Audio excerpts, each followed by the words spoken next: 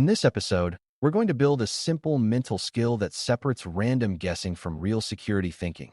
And that skill is learning to anticipate what an attacker is likely to do next.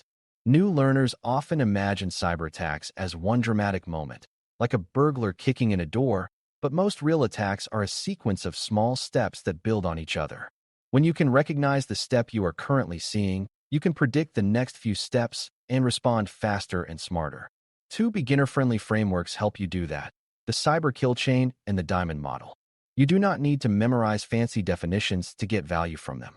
You just need to learn how each framework organizes a story, how it forces you to look for missing pieces, and how it turns scattered clues into a clear expectation of what comes next. Before we continue, a quick note. This audio course is a companion to our course companion books. The first book is about the exam and provides detailed information on how to pass it best. The second book is a Kindle-only ebook that contains 1,000 flashcards that can be used on your mobile device or Kindle. Check them both out at cyberauthor.me in the Bare Metal Study Guide series. To anticipate next moves, it helps to start with a simple idea. Attackers have goals, constraints, and habits, and those factors shape their behavior. A goal might be stealing money, collecting personal data, spying, or just causing disruption, but the goal is rarely achieved in one step. Constraints include time, skills, access, and the need to avoid being noticed, and those constraints often force attackers to reuse known techniques because they work reliably. Habits show up as patterns, like trying the same password spray approach across multiple services or using the same style of phishing lures. A framework is basically a way to label those patterns so you can say, this clue suggests we are in this part of the story, so the attacker probably needs to do this next. Without a framework, beginners tend to focus on the loudest clue, like an alarming email, and miss the quieter clues that tell you where the attacker is in the sequence. With a framework, you can connect the clues and choose actions that break the attacker's chain of progress. The Cyber Kill Chain is a model that describes an attack as a series of stages, where each stage sets up the next one. You can think of it like a roadmap that runs from preparation to execution to staying in control. The exact names of the stages can vary depending on how it is taught, but the core idea is stable. Attackers typically prepare, deliver something, gain a foothold, expand their control, achieve their objective, and try to avoid being removed. The value for a beginner is that it changes your question from what happened to what stage are we observing. When you can place an observed event into a stage, you can ask what resources the attacker needs next. For example, if you suspect a foothold has been established, you can expect attempts to move from one system to another or attempts to collect credentials, because that is how attackers turn a single entry point into broader access. A common misconception is that the Cyber Kill Chain is only useful after an incident is confirmed, like a forensic timeline you build when everything is already over. It is much more useful as a way to reason during uncertainty, when you only have hints. Most of the time, defenders do not get a clean, complete story. They get fragments, a suspicious link, a strange login, an unexpected new process, or a connection to an unusual destination. The kill chain helps you treat those fragments like partial puzzle pieces. If you see something that looks like delivery, you look for evidence that someone actually executed it and gained a foothold. If you see evidence of a foothold, you look for evidence of the next steps, like credential access or internal discovery. That approach makes you faster because you are not waiting for certainty. You are making a reasoned prediction and then checking whether the world confirms or contradicts it. It also helps to understand what the kill chain does not do, because beginners sometimes try to use it like a universal map for every possible attack. Real attackers do not always follow a neat linear path, and they can repeat stages, skip stages, or loop back when something fails. An attacker might deliver multiple lures before one works, or they might gain a foothold and then spend time quietly learning the environment before doing anything obvious. The point is not to force reality into a perfect sequence. The point is to keep your thinking organized so you can avoid tunnel vision. The kill chain is especially good for helping you ask, what comes next if the attacker succeeds, and what evidence would prove or disprove that? When you use it this way, it becomes less like a checklist and more like a decision-making compass that keeps you oriented in the middle of noisy information. Now let's add the diamond model, which is a framework designed to analyze intrusions by focusing on relationships between four core elements: the adversary, the victim, the infrastructure, and the capability. Instead of focusing primarily on stages, it focuses on who is doing the action, who it is happening to, what they are using, and what they can do. That may sound abstract at first, but it is extremely practical for anticipation. If you learn even one piece of the diamond, you can often infer something about the other pieces. If you know the infrastructure, like a set of domains or servers being used, you can look for other victims or related activity. If you know the capability, like a phishing style or malware family, you can predict what the attacker is likely to attempt next based on what that capability is designed to do. If you know the victim details, like a particular department being targeted, you can predict which accounts or data stores will be attractive next. One of the biggest beginner breakthroughs is realizing that these two frameworks answer different questions, and that makes them powerful together. The cyber kill chain helps you answer, where are we in the attack story, and what is the next stage of progress? The diamond model helps you answer, what kind of actor is this? What tools and infrastructure are they using? And what does that suggest about their options? If the kill chain is the timeline lens, the diamond is the relationship lens. Using only one can leave gaps. With only the kill chain, you may understand the sequence, but not the identity clues that help you anticipate style and persistence.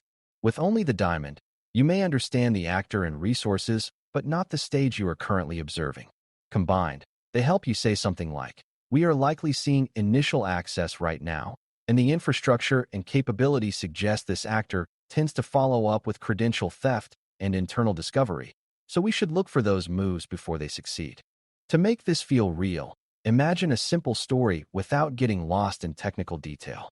A new learner might notice that someone received a message that looked slightly off, and later there was an unexpected login prompt, and later still a user reports their account acted strangely. Without a framework, those events might feel unrelated, like random problems. With a kill chain mindset, the message might be part of delivery, the prompt might suggest an attempt to capture credentials, and the strange account behavior might indicate a foothold using stolen access. That naturally leads to an anticipation step. If the attacker has credentials, the next move might be logging into more systems, searching for valuable data, or setting up a way to come back later. With a diamond mindset, you would also ask what infrastructure was used, like the domain hosting the lure, and what capability pattern it resembles, because that can connect your incident to other known activity and suggest what the attacker is likely to do once inside. Anticipation becomes even more important when you remember that defenders rarely see the attacker directly. Defenders see traces and side effects, not intentions. That is why language matters. When you say, this login is suspicious, you are describing a feeling. When you say, this login could be part of credential use after an initial access attempt, you are describing a hypothesis grounded in a model. That difference changes your next action. Instead of staring at the one event, you start checking for supporting evidence that the hypothesis is correct. If it is correct, you act quickly to block the next stage. If it is not, you avoid overreacting. This is one of the healthiest habits you can build early. Treat frameworks as tools for forming and testing hypotheses, not as labels you apply after you already know the answer. The goal is to reduce guesswork by making your reasoning visible and checkable. Another useful way to apply these frameworks is to focus on what an attacker needs, not just what an attacker did. Needs are predictable because they come from basic constraints. If an attacker wants persistent access, they need a way to re-enter even if the victim changes a password or reboots a machine. If an attacker wants to reach sensitive information, they often need broader permissions, which pushes them toward privilege escalation, credential theft, or abusing trust relationships. If an attacker wants to avoid detection, they may limit noisy actions and use normal-looking channels for communication, which is where command and control, C2, can blend into regular network activity. When you frame your thinking around needs, the kill chain provides the order in which those needs often arise, and the diamond model provides clues about how this particular attacker might satisfy them. That is anticipation in its most practical form. Predicting needs leads to predicting moves. Beginners sometimes worry that using frameworks will make them rigid, like they will miss creative attacks because they are stuck in a diagram. The opposite usually happens when you use frameworks correctly. Frameworks make you more flexible because they give you multiple ways to explain the same evidence, and they encourage you to look for missing links. If you see evidence of internal discovery, but you never saw how the attacker got in, the kill chain reminds you there must have been some initial access or credential pathway, even if you missed it. If you see a capability, like a certain style of phishing lure, the diamond model reminds you there is an adversary behind it, and that adversary often has patterns you can research and anticipate. Frameworks also help teams communicate clearly. Instead of vague statements like "it looks bad," you can say "we have signs of execution and a foothold, and we suspect the next likely action is credential access, so we are focusing our attention there." Clear communication reduces wasted time and prevents confusion. You can also use these frameworks to avoid a very common trap: confusing indicators with outcomes. An indicator, like a strange domain name, is a clue, not the goal. A capability, like a malicious attachment, is a method, not the objective. A stage, like initial access, is progress, not victory. When people panic, they sometimes treat the first sign as the full attack, and they either overreact or underreact. The kill chain helps you keep the mental distinction between a stage and the overall campaign, and the diamond model helps you keep the distinction between what is being used and who is using it. That means you can respond proportionally. You might treat one suspicious email as a delivery attempt that did not succeed, but if you see evidence that it led to a foothold and then internal activity, you treat it as an active intrusion. That shift happens because you are tracking progress through a story, not just collecting scary artifacts. As you get comfortable, you can start practicing a simple routine that takes less than a minute in your head.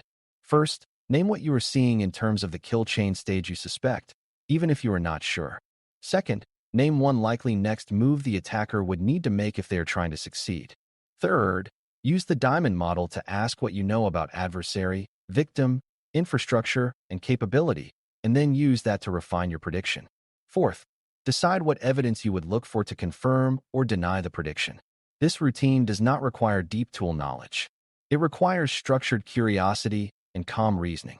Over time, you will start to recognize that many attacks share similar shapes even when the details differ. That recognition is what gives you speed. When something new happens, your brain already has a set of likely next steps ready, and you are not starting from zero every time. The most important outcome of learning these frameworks is not memorization. It is building a habit of thinking in connected sequences and relationships instead of isolated events.